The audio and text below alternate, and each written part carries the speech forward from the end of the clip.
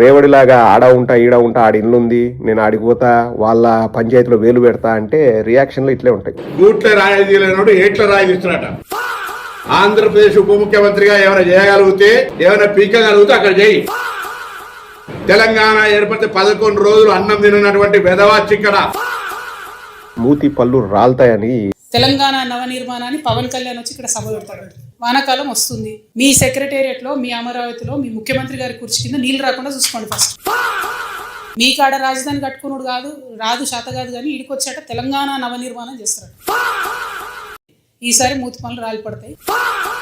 ఆలోచన చేయాల. ఉట్టికే లేనమ్మా స్వర్గానికి ఎక్కుతా అనిందంట. ఆంధ్రాలో చేయాల్సినంత పని ఉంది. అప్పుడప్పుడు వస్తాడు, సీజ్ ద షిప్ అంటాడు, లేకపోతే గొడుగు పట్టుకొని అట్లా ఇట్లా తిరుగుతాడు, లేకపోతే రోజుకు ఒక డ్రెస్ వేసుకొని వస్తాడు, రోజుకు ఒక హెలికాప్టర్లో, రోజుకు ఒక విమానంలో వస్తాడు, వెళ్ళిపోతాడు. ఇవన్నీ వర్కౌట్ అయ్యేట్లు లేవు. కానీ పవన్ కళ్యాణ్ గారికి ఒక చిన్న సలహా, అస్సాంలో ట్రై చేస్తే బెస్ట్ ఏమో. ఇవన్నీ ఎందుకులే పవన్ కళ్యాణ్.